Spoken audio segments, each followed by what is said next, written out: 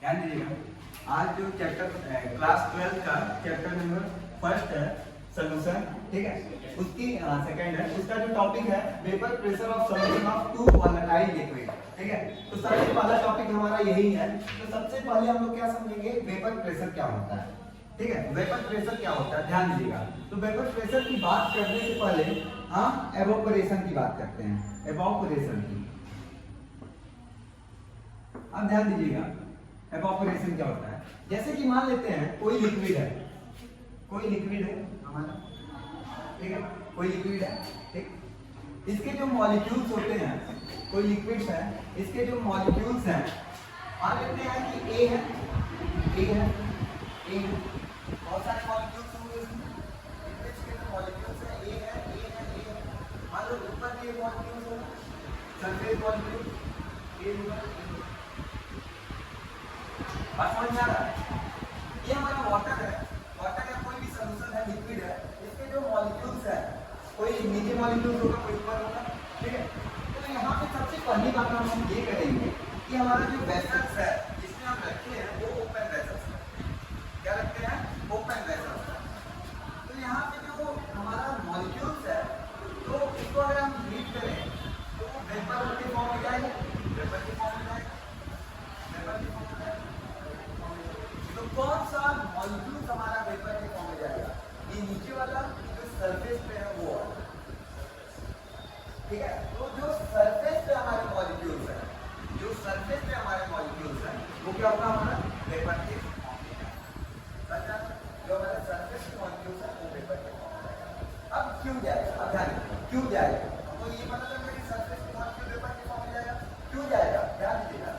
इसके चारों ओर क्या होगा? फोर्स लगेगा, ऐसे चारों ओर फोर्स लग रहा होगा, चारों ओर फोर्स लग रहा होगा। और जो हमारे सरफेस का मॉलिक्यूल्स है उसको क्या कहां से फोर्स मिल रहा होगा? ये चारों ओर से फोर्स लग रहा है, इस वाले पे चारों ओर से फोर्स लग रहा है, इसलिए ऊपर नहीं जा पा रहा है, वेपर के फॉर्म में नहीं जा पा रहा है। और इसको बस कहां से फोर्स मिल रहा है? नीचे की ओर से क्या हो रहा है? फोर्स मिल रहा है, देखो यहां से केवल फोर्स मिल रहा है, तो इसलिए वो वेपर के फॉर्म में, मतलब ये वेपर के फॉर्म में चल जा रहा है। और पहली बात, ये तो पहली बात है कि इसको चारों ओर से मिल रहा है और इसको कहां से मिल रहा है? केवल नीचे से, इसलिए आसानी से वो वेपर के फॉर्म में चल जा रहा है।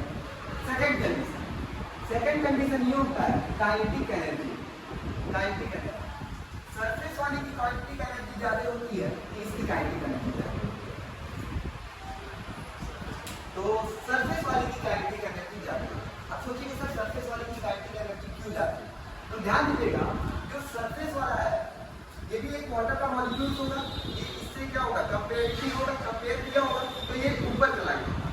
जब इसकी काइनेटिक एनर्जी ज्यादा होगी तभी तो वो सरफेस पे चला गया होगा, काइनेटिक एनर्जी ज्यादा होगी तभी वो सरफेस पे चला गया होगा। और जब सरफेस पे चला गया होगा तो जैसे ही लिक्विड का वो वाइब्रेट करने लगेगा, इसके मॉलिक्यूल दूर दूर जाना चाहेंगे, वाइब्रेट करना चाहेंगे, और वाइब्रेट करेंगे तो क्या हो जाएगा? हमारा वेपर के फॉर्म में। अब वेपर के बारे में समझ में आया कि एवोपरेशन क्या होता है?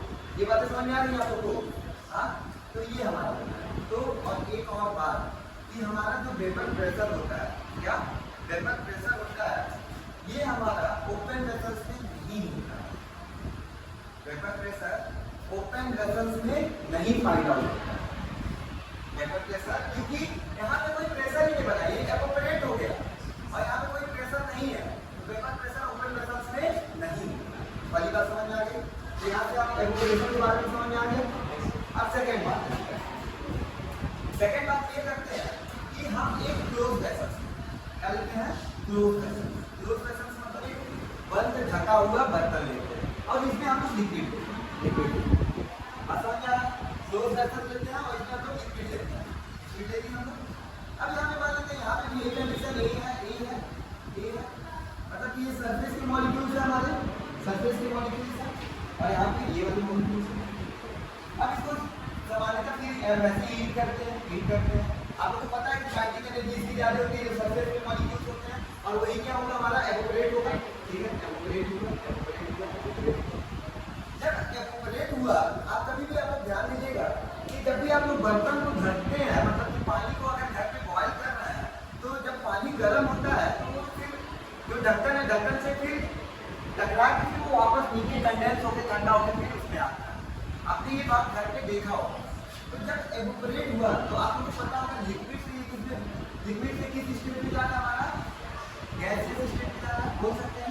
वेपर के फॉर्म में जा रहा है, वेपर से फिर ये क्या जा रहा है, लिक्विड के फॉर्म में। देखिए पानी लिक्विड से ढक्कन लगा हुआ है, क्लोज वेसल्स है, तो क्लोज वेसल्स है तो इससे टकरा के फिर वो नीचे आएगा, टकरा के फिर ठंडा मतलब यहाँ पे ठंडा मतलब पानी पानी ऐसे ऐसे रख के ये नीचे आता है। मतलब ये पहले एवोपरेट हुआ, पहले यहाँ पे एवोपरेशन था, ये गैसेस में बदल गया, फिर गैसेस से फिर क्या हो गया, ये ठंडा होके नीचे आ गया। तो यहाँ पे इसी को प्रेशर को क्या करते हैं, वेपर प्रेशर करते हैं। इसी प्रेशर को क्या करते हैं, वेपर प्रेशर। लेकिन यहाँ पे केवल एक मॉलिक्यूल की उपस्थित है, मतलब वाटर इन केवल, वाटर इन केवल है, तो वेपर प्रेशर ऑफ ए, और ये क्या है, P नॉट ए, मतलब ये प्योर वेपर प्रेशर है। ये क्या है, pure vapour pressure of A, vapour pressure समझा, प्योर है, मतलब ये यहाँ पे कोई और मॉलिक्यूल्स नहीं है, केवल एक ही क्या है यहाँ पे वेपर प्रेशर है। बात हमारी समझ में आ रही है, केवल एक ही वेपर प्रेशर है, मतलब ये प्योर P नॉट ए का मतलब है प्योर वेपर प्रेशर, इसमें कोई और मॉलिक्यूल नहीं जुड़े।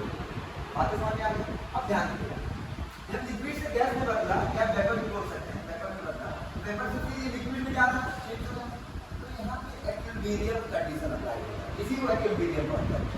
एक्विलिब्रियम समझ में आ गया, हाँ, एक्विलिब्रियम, ये एक्विलिब्रियम कंडीशन होता है, मतलब कि जो दोनों तरफ होता है, लिक्विड से वेपर में जा रहा है और वेपर से फिर क्या हो रहा है, लिक्विड में जा रहा है, तो एक्विलिब्रियम कंडीशन यहाँ पे क्या हो रहा है, अप्लाई हो रहा है।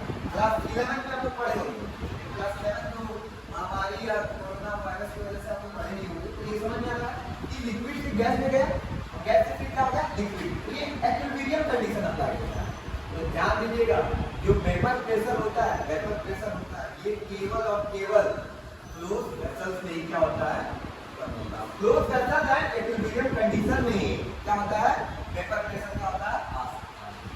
समझा ना, ओपन वेसल्स में नहीं आ सकता, जैसे कि यहाँ पे तो क्या हो सकता है, close vessel and equilibrium condition, और क्लोज वेसल्स में ही एक्विलिब्रियम कंडीशन होगा, और तभी हमारा क्या होगा, वेपर प्रेशर। बातें समझ में आ गई, यहाँ तक बातें आपको समझ में आ गई, यहाँ तक क्लियर है, ठीक है, तो यहाँ तक इतना समझ में आया।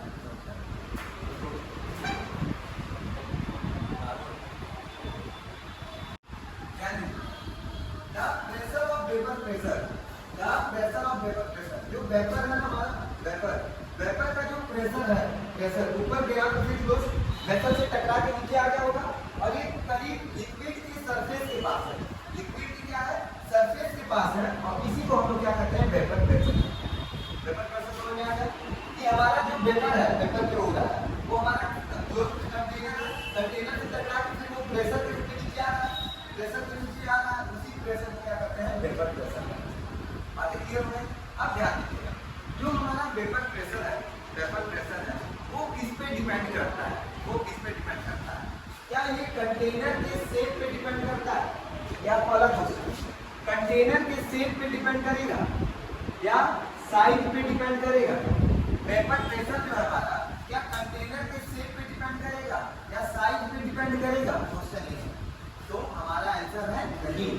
क्यों नहीं है, मान लेते हैं कंटेनर हमारा छोटा है तो प्रेशर ज्यादा लगता है, आप मानोगे सर अगर हम कंटेनर बड़ा ले लेंगे तो प्रेशर तो कम लगेगा। लेकिन एक बात बताओ, कंटेनर जब आप बड़ा लेंगे, कंटेनर आप बड़ा लेंगे तो जगह भी तो ज्यादा हो गया, तो उसके हिसाब से प्रेशर भी तो क्या हो जाएगा, सामान्य हो जाएगा।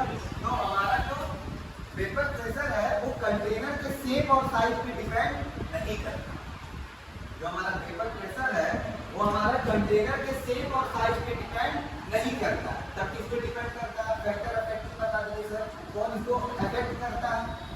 तो पहला जो फैक्टर अफेक्टिंग है वो टेम्परेचर है। क्या है, टेम्परेचर।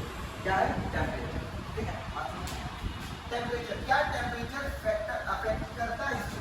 बिल्कुल करता है। आप खुद देखो कि अगर कोई लिक्विड है, लिक्विड को कम टेम्परेचर दिया जा रहा है, लिक्विड को कम टेम्परेचर दिया जा रहा है तो धीरे धीरे एवोपरेट होगा, धीरे धीरे एवोपरेट होगा, तो वेपर प्रेशर भी क्या होगा, कम होगा।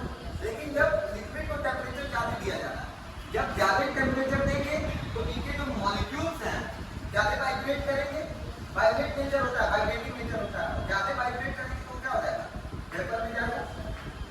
जब ज्यादा वाइब्रेट करेगा तो ज्यादा वेपर में जाएगा। तो टेम्परेचर क्या करता है हमारा, इसको अफेक्ट करता है। अगर टेम्परेचर बढ़ाएंगे तो एवोपरेशन क्या होगा, जाते होगा, एवोपरेशन जाते होगा, वेपर प्रेशर में क्या होगा? बात क्लियर, हमारी बात समझ में आ रही है? तो टेम्परेचर क्या करता है? वेपर प्रेशर पे डिपेंड करता है। अगर टेम्परेचर बढ़ता है, टेम्परेचर इंक्रीज करेगा, तो टेम्परेचर इंक्रीज करेगा तो इसकी जो मॉलिक्यूल्स है वाइब्रेट ज्यादा करेंगे, और वाइब्रेट ज्यादा करेंगे तो और ज्यादा क्या होगा? वेपर के फॉर्म में जाएगा। क्लियर? दूसरा टेम्परेचर, और जो दूसरा है सबसे इंपॉर्टेंट पॉइंट यही है कि क्या ये सबस्टांस पे डिपेंड करेगा कि हमारा किस तरह का लिक्विड है, उस पे डिपेंड करेगा? हाँ, बिल्कुल करेगा। ये लिक्विड पे भी डिपेंड करेगा कि हमारा लिक्विड किस तरह का है। तो हम क्या बोल सकते हैं? It is depend upon substance. Substance मतलब लिक्विड, ये लिक्विड पे क्या करेगा? डिपेंड करेगा। अब लिक्विड पे कैसे डिपेंड करेगा? तो एग्जांपल से बता दें। तो मान लेते हैं, आप लोग खुद देखे होंगे, आप लोग घर पे भी देखे होंगे या डेली लाइफ में देखे होंगे, पानी को लेते हैं, एक वेसल्स में क्या लेते हैं? पानी को, क्लोज वेसल्स में पानी को लेते हैं, और एक वेसल्स में हम क्या लेते हैं? अल्कोहल लेते हैं। क्या लेते हैं? अल्कोहल। और आज के जमाने में तो सैनिटाइजर यूज कर रहे हो, आप लोगों को पता होगा। तो आप खुद सोच सकते हैं, पानी को हाथ में लो, सैनिटाइजर को हाथ में लो, सैनिटाइजर में अल्कोहल होता होगा, दोनों में से कौन एवोपरेट जल्दी होता है?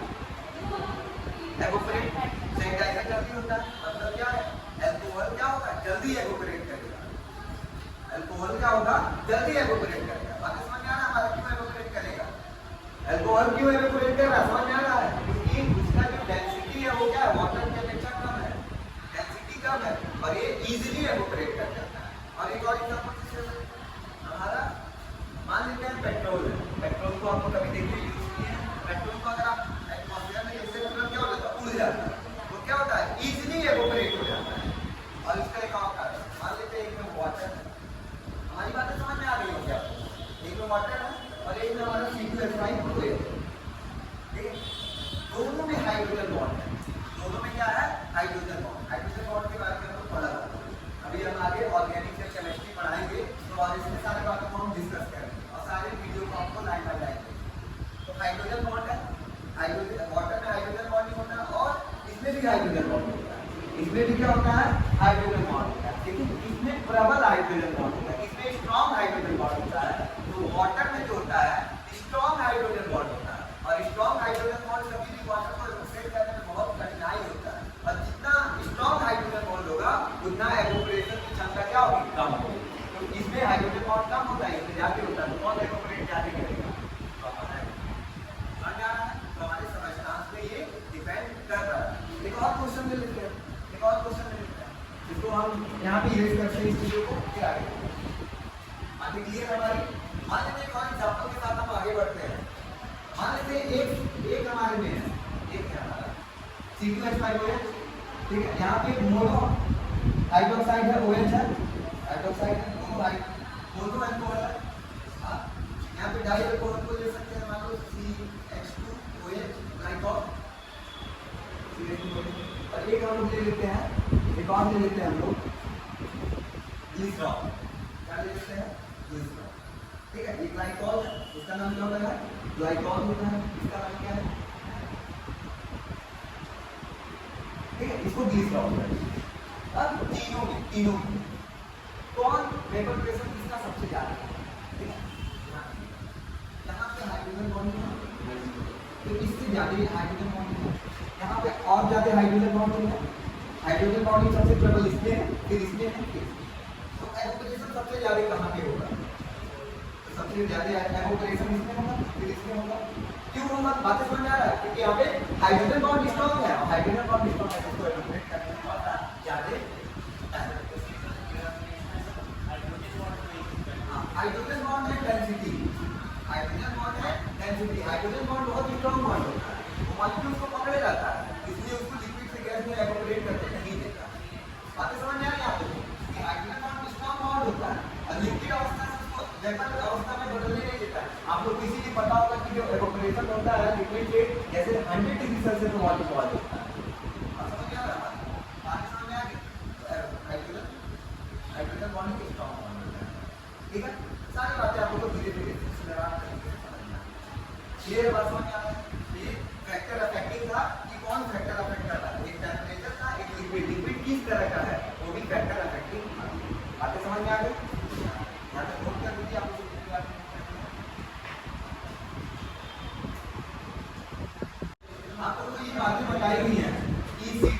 C2H5OH, C2H5OH, ग्लिसरॉल, ग्लाइकॉल, तीनों में किसका वेपर प्रेशर ज्यादा होगा प्योर? तो आप लोगों को पता है C2H5OH, C2H5OH का वेपर प्रेशर सबसे ज्यादा होगा कंपेयर में ग्लाइकॉल से और फिर ग्लिसरॉल से। ये बातें आप लोगों को बताई गई है। इसका एक ही नेचर होता है कि जो वेपर प्रेशर होता है वो इनवर्सली प्रोपोर्शनल होता है। इनवर्सली प्रोपोर्शनल होता है force of attraction of two molecules.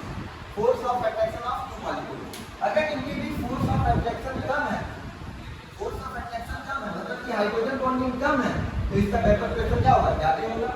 जैसे कि आप इन तीनों कंडीशन में देखे थे, इनके फोर्स ऑफ अट्रैक्शन ज्यादा था तो वेपर प्रेशर इसका कम हो गया। इसके फोर्स ऑफ अट्रैक्शन क्या है? कम है, हाइड्रोजन बॉन्डिंग कम है, कम ट्रबल है, कम स्ट्रॉन्ग है, तो इसका वेपर प्रेशर क्या हो गया? ज्यादा। बातें यहाँ तक क्लियर हो गई? यहाँ तक बातें समझिए। तो ये एक रिलेशनशिप होता है जो कि आपको लिखना जरूर चाहिए कि वेपर प्रेशर जो होता है हमारा इनवर्सली प्रोपोर्शनल होता है हमारा force of attraction of two molecules.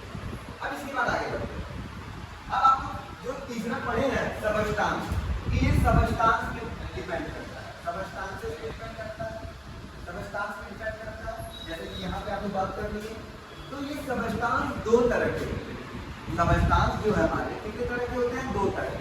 अब इन दो तरह को हम आराम से पढ़ेंगे एक एक करके, क्योंकि हमारे सिलेबस में है और यहाँ से आप स्टार्ट हो जाता है हमारा सिलेबस। वोलेटाइल, वोलेटाइल सबस्टांस, दूसरा होता है नॉन वोलेटाइल। अब वोलेटाइल और नॉन वोलेटाइल, वोलेटाइल सबस्टांस वो सबस्टांस होते हैं जो कि हमारा वेपर प्रेशर में जाना चाहते हैं, जो कि हमारा वेपराइज होना चाहते हैं। वोलेटाइल सबस्टांस वो सबस्टांस होते हैं जो कि वेपर प्रेशर में होना चाहते हैं, जो कि एवोपरेट होना चाहते हैं। जो एवोपरेट होना चाहते हैं, जो कि एवोपरेट होना चाहते हैं, वही वोलेटाइल सबस्टांस। और जो हमारे सिलेबस में हमको अपने सिलेबस को कंप्लीट करना है, तो उस सिलेबस के अकॉर्डिंग हम चलेंगे। तो जितने भी लिक्विड होते हैं, मैक्सिमम लिक्विड हमारे वोलेटाइल सबस्टांस है। ये क्या लिक्विड तो एवोपरेट होते हैं, तो मैक्सिमम जो लिक्विड होते हैं वो हमारे एवोपरेट होते हैं और जो हमारे सिलेबस में, तो ये वोलेटाइल है। नॉन वोलेटाइल क्या कहलाते हैं? ऐसे जो हमारे एवोपरेट नहीं होना चाहते, जो एवोपरेट नहीं होना चाहते, एवोपरेट नहीं होना चाहते, तो ये किस अवस्था, किस स्टेट में होते हैं? तो ये सॉलिड स्टेट। किस स्टेट में होते हैं? Solid state. एग्जांपल अगर हम बात करते हैं तो आपको वोलेटाइल लिक्विड में हमारा आता है वाटर आ जाएगा, अल्कोहल आ जाएगा, बेंजीन आ जाएगा, बेंजीन भी हमारा वोलेटाइल लिक्विड होता है। ये सारे एग्जांपल आपको आगे चलके देखने को मिलेगा, समझ आ रहा है? और इसमें नॉन वोलेटाइल सॉलिड में कौन कौन से आपको देखने को मिलेगा जो कि आपके सिलेबस में है? तो पहला हमारा है अमोनिया है, यूरिया है। क्या है? यूरिया, जिसका भी फॉर्मूला होता है NH2CuNH2, जिसका भी एटॉमिक वेट, मॉलिक्यूलर वेट होता है 60। याद रखिएगा, याद कर लीजिए जो हमारे लिए यूज हो रहा है। दूसरा होता है ग्लूकोज, दूसरा क्या होता है? ग्लूकोज, जिसका की फॉर्मूला होता है C6H12O6, जिसका की एटॉमिक वेट जो होता है हमारा 180 होता है, मॉलिक्यूलर वेट। फिर उसके बाद थर्ड आता है हमारा सुक्रोज, शुगर होता है चीनी, इसका फॉर्मूला होता है C12H22O11, जो कि हमारा यूज होगा सबसे ज्यादा। इसका जो एटॉमिक वेट होता है 600। क्या आपको वोलेटाइल और नॉन वोलेटाइल समझ में आ गया? वोलेटाइल क्या होता है? जो वेपराइज फॉर्म में होना चाहता है। नॉन वोलेटाइल क्या होता है? जो वेपराइज फॉर्म में नहीं होना चाहता, एवोपरेट नहीं होना चाहता। तो हमको अब इसी के बारे में हम आगे के 2-3 वीडियो में हम इसी के बारे में बात करेंगे, वोलेटाइल लिक्विड और नॉन वोलेटाइल। मतलब क्या है? Vapour pressure of two solution of, कभी वोलेटाइल टू वोलेटाइल लिक्विड के बारे में बात करेंगे, कभी एक वोलेटाइल एक नॉन वोलेटाइल के बारे में बात करेंगे, कभी दोनों नॉन वोलेटाइल के बारे में बात करेंगे। बातें आप लोग को क्लियर है? हमारी सारी बातें समझ में आ गई?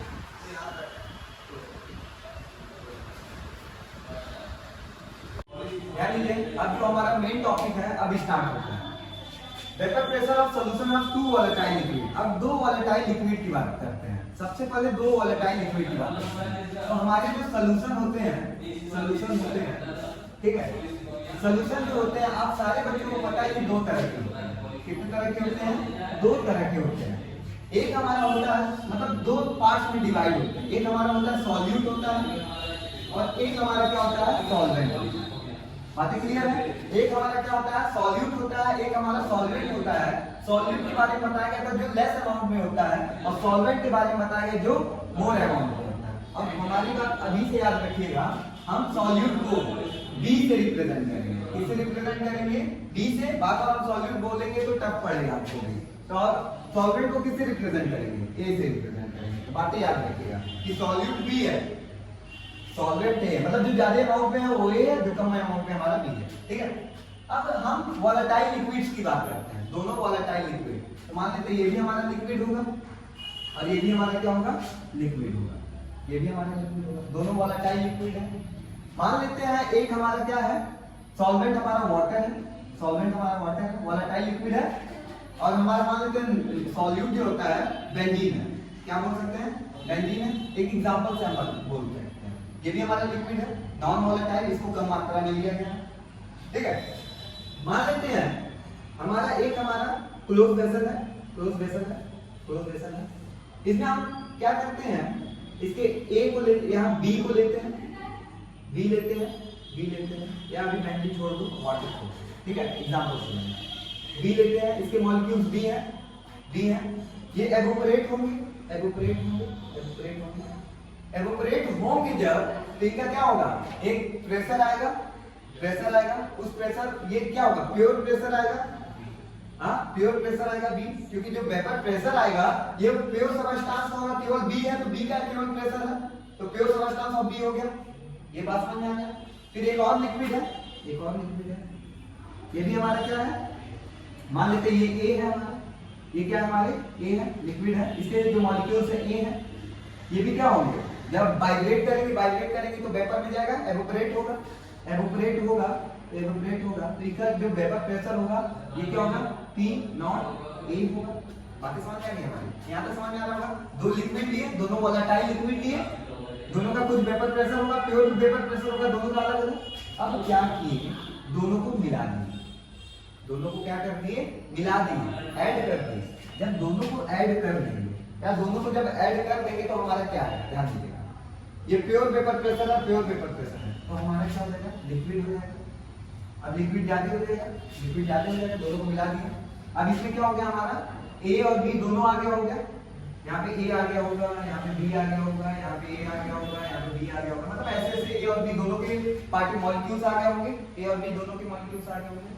अब जब एवोपरेट करेंगे, अब एवोपरेट करेंगे, एवोपरेट करेंगे, ठीक है, तो जो वेपर प्रेशर आएगा ना, अब प्योर नहीं आएगा, अब प्योर वेपर प्रेशर नहीं आएगा। प्योर वेपर प्रेशर का मतलब समझ रहे हो, जैसे कि यहाँ पे केवल ए इन्वॉल्व होता है ना, तो प्योर वेपर प्रेशर आ जाता है। अब यहाँ पे प्योर वेपर प्रेशर नहीं आएगा, मतलब कि P नॉट A और इससे P नॉट A नहीं आएगा और इससे P नॉट B नहीं आएगा। अब आएगा तो आएगा क्या, तो आएगा क्या हमारा पार्शियल वेपर प्रेशर आएगा। क्या आएगा, पार्शियल वेपर प्रेशर आएगा, कि जब दो या दो से अधिक सबस्टेंस मिले हुए हैं, मॉलिक्यूल्स बन गया, अब वो एवोपरेट कर रहा है, तो ये क्या दिखा रहा है, पार्शियल वेपर प्रेशर दिखा रहा है, समझ रहा है, ये पार्शियल वेपर प्रेशर होता है। ठीक, तो यहाँ पे एक लॉ आता है, यहाँ पे एक लॉ आता है, कौन सा लॉ, राउल्ट का लॉ, राउल्ट लॉ आता है। राउल्ट लॉ क्या बोलता है, इन अ सॉल्यूशन, एक सॉल्यूशन है, सॉल्यूट और सॉल्वेंट जब डाला गया होगा, in a solution partial vapour pressure, जो पार्शियल वेपर प्रेशर है PA और PB, PA और PB हमारा पार्शियल वेपर प्रेशर है ऑफ ईच कंपोनेंट, अलग अलग कंपोनेंट का, मतलब A और B का पार्शियल जो वेपर प्रेशर है is directly proportional to the mole fraction, directly proportional to the mole fraction. और मोल फ्रैक्शन हम अपने पुरानी क्लास 11 की वीडियो में हम डाले हुए हैं, ठीक है, मोल फ्रैक्शन के डायरेक्टली प्रोपोर्शनल होगा। मतलब क्या समझे, यहाँ से क्या समझे कि जो PA है हमारा डायरेक्टली प्रोपोर्शनल किसके है, मोल फ्रैक्शन ऑफ A है, और PB हमारा किसके बराबर है, मोल फ्रैक्शन ऑफ B के, मतलब मोल फ्रैक्शन ऑफ जो हमारा पार्शियल वेपर प्रेशर है किसके इक्वल है, मोल फ्रैक्शन ऑफ B। बातें समझ में आ गई, यहाँ तक बातें समझ में आ गई कि जो हमारा राउल्ट बोलता है, राउल्ट बोलता है कि कोई हमारा सॉल्यूशन है और उसका जो पार्शियल वेपर प्रेशर है वो किसके डायरेक्टली प्रोपोर्शनल होता है, मोल फ्रैक्शन के डायरेक्टली प्रोपोर्शनल होता है। तो हमारा PA होगा, क्योंकि ये हमारा प्योर नहीं है, ये हमारा सॉल्यूशन है, तो partial vapour pressure he directly proportional mole fraction of A, और partial vapour pressure of mole fraction of B। क्या यहाँ पे बातें समझ में आ गई, अच्छे से समझ में आ गई। तो यहाँ तक आप लोग नोट कर लीजिए और इसको एक सेकंड होल्ड कर लीजिए। क्लियर? ध्यान दीजिएगा, जो मोल फ्रैक्शन ऑफ ए है, मोल फ्रैक्शन ऑफ ए है, ठीक है, इसको हम लोग जीटा बोलते हैं। क्या बोलते हैं? जीटा। जीटा रिप्रेजेंट करने का तरीका है जीटा।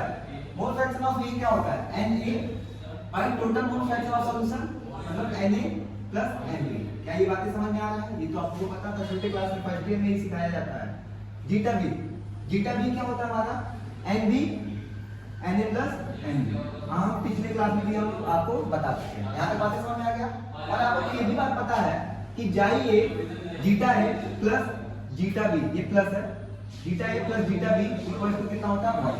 बातें क्लियर है? यहाँ तक बात समझ में आ रहा है। अब यहाँ पे बात करते हैं हम लोग कि यहाँ पे अगर हम बात करें कि P A directly proportional to zeta A है, राउंड लॉ है, तो यहाँ पे ध्यान दीजिएगा, जैसे आप प्रोपोर्शनल का साइन हटाते हैं, प्रोपोर्शनल का साइन हटाते हैं तो हमारा एक कांस्टेंट आता है के, कांस्टेंट आता है के, और यहाँ जीटा है, ठीक है, ये मोल फ्रैक्शन। अब जो के होता है कांस्टेंट होता है, के क्या होता है हमारा? कांस्टेंट होता है, लेकिन इसकी वैल्यू कितनी होती है? What is the value of के?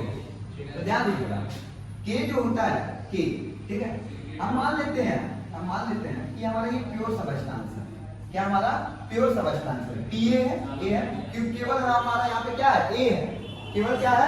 ए है, तो ए सबस्टेंस है, तो हमारा जो जीटा बी होगा, मोल फ्रैक्शन जो होगा वो कितना हो जाएगा? 0 हो जाएगा, क्योंकि केवल हमारा इस जो सॉल्यूशन में क्या है हमारा? केवल हमारा ए है, मोल किसका है? केवल ए का है, ए का मोल है, तो हमारा बी 0 हो जाएगा, क्योंकि दोनों का सम 1 होता है।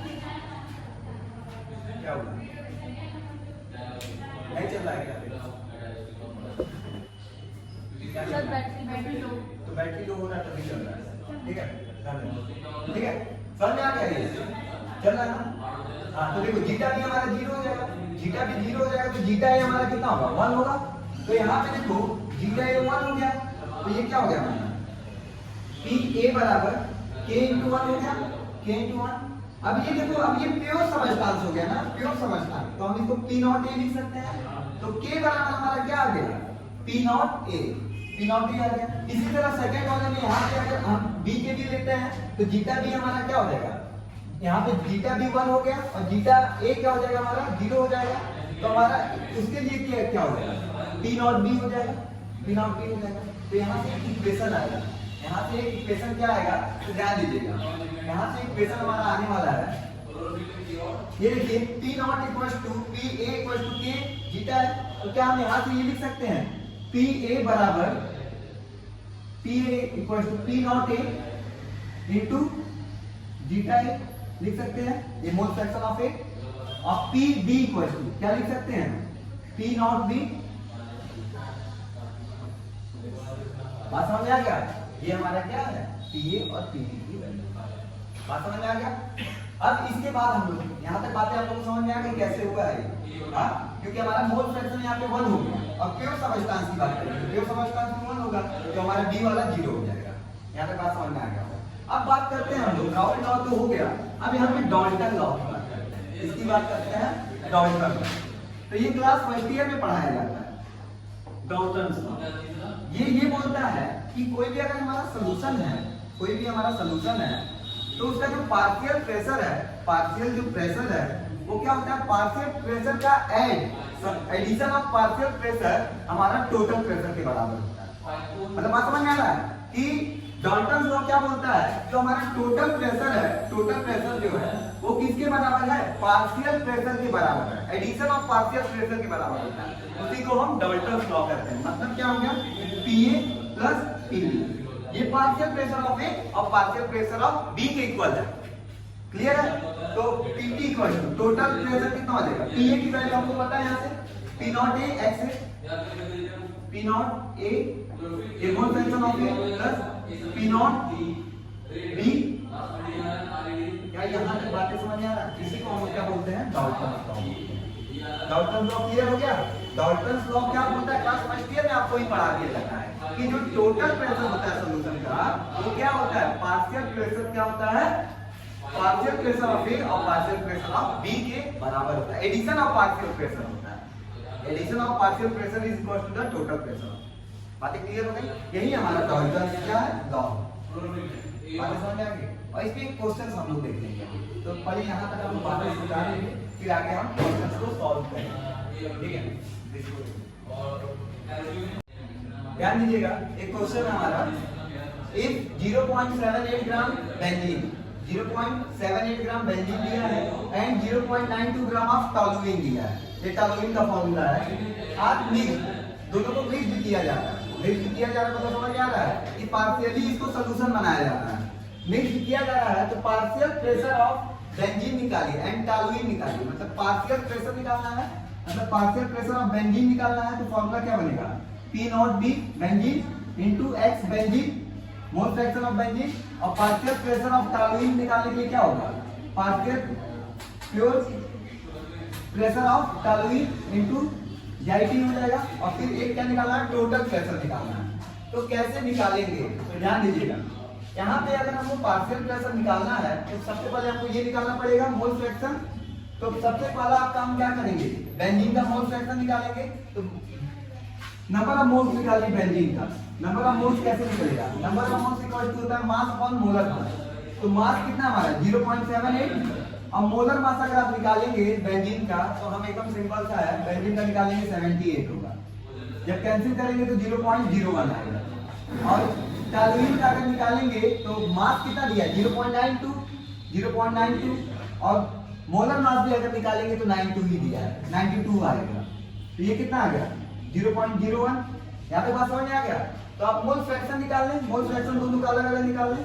तो मोल फ्रैक्शन ऑफ अगर हम बात करें बेंजीन का तो क्या होगा 0.01 by total mole fraction 0.01 plus 0.01, तो कितना हो जाएगा 0.02 हो जाएगा।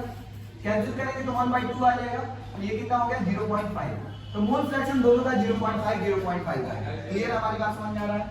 अब प्योर, अब ये निकालना P नॉट B, और जबकि P नॉट B दिया हुआ है, P नॉट B बेंजीन का भी दिया है, यहाँ पे भी दिया है। तो पहले हम लोग क्या निकाल लेते हैं, बेंजीन का हम लोग निकाल लेते हैं पार्शियल प्रेशर। तो क्या होगा आपका P नॉट प्योर दिया हुआ 400, तो 400 इनटू मोल फ्रैक्शन कितना है हमारा 1/2, तो निकल के कितना गया 200 mmHg। क्लियर हो गया। अब इसी तरह हमको कितना निकालना है टॉलुइन का, तो टॉलुइन का लिख लीजिए PT, तो कितना हो जाएगा, कितना हमारा निकला है यहाँ पे 200 दिया है, 200 इनटू 1/2 मोल फ्रैक्शन, समझ आ रहा है, डिवाइड करने की कितना आएगा 100 mmHg। क्लियर हो गया। ये तो हमारा पार्शियल प्रेशर ऑफ बेंजीन हो गया और पार्शियल प्रेशर ऑफ टॉलुइन हो गया, और टोटल कितना आएगा, तो दोनों का सम कर दीजिए। तो दोनों का सम कितना होगा 300। तो टोटल हमारा जो प्रेशर आएगा, पार्शियल प्रेशर आएगा या टोटल प्रेशर जो आएगा, डाल्टन का जो लॉ है वो उससे कितना आएगा हमारा 300। इससे एक छोटा सा क्वेश्चन था, ये आप लोग घर पे जाके सॉल्व कर लीजिएगा। क्लियर हमारी बातें, इसको होल्ड कर दीजिए एक मिनट।